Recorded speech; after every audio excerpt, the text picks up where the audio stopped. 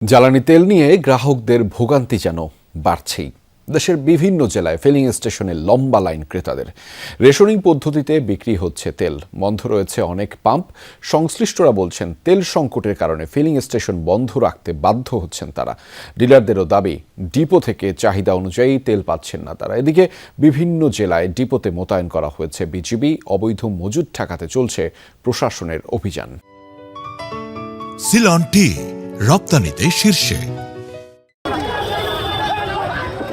জ্বালানি তেলের জন্য ফিলিং স্টেশনে বাইকারদের অধীর অপেক্ষা।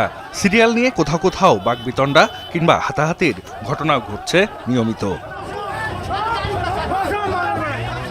রংপুর বিভাগের ৭০% পাম্পেই মিলছে না পেট্রোল ও অকটেন, চাহিদা মতো মিলছে না ডিজেলও। এতে ব্যাহত হচ্ছে যান চলাচল।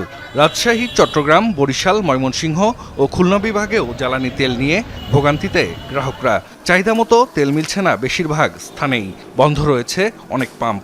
তেল নেওয়ার জন্য আসছি, কিন্তু পাম্পে শুনতেছি কোনো তেলেই নাই। তেল যতক্ষণ ছিল এতক্ষণ দিল, এখন তেল বলতেছে শেষ। প্রায় 2 ঘন্টা ধরে দাঁড়িয়েছিলাম, এখন তেল নাই বলছে পাম্পে, এজন্য আমাদের ফেরত যেতে বলছে। তেলের গাড়ি ডিপোতে গেছে, যদি গাড়ি আসে তাহলে তেল দিবে, না আসলে দেবে না।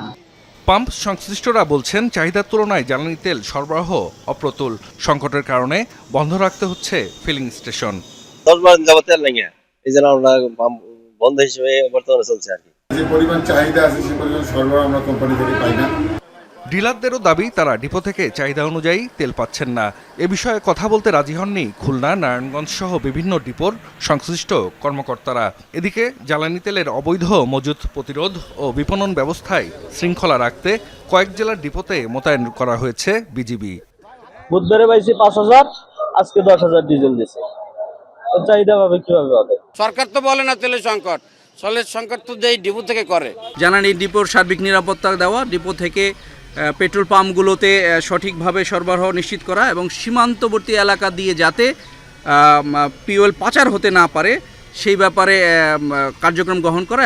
এদিকে বাগেরহাটের মোংলায় শনিবার রাতে অভিযান চালিয়ে অবৈধভাবে মজুত করা 12,613 লিটার জ্বালানি তেল জব্দ করেছে যৌথ বাহিনী। রাষ্ট্রায়ত্ত যমুনা ডিপোতে এই অভিযান পরিচালনা করা হয়। এ সময় প্রতিষ্ঠানটির 3টি তেলের ট্যাঙ্কে সংরক্ষিত জ্বালানি তেলের পরিমাণ এবং সংশ্লিষ্ট কাগজপত্র যাচাই বাছাই করে অবৈধভাবে মজুতকৃত এই তেল পাওয়া যায়।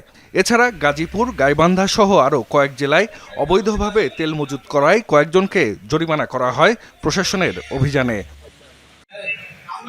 জাহিদ হাসান, যমুনা নিউজ।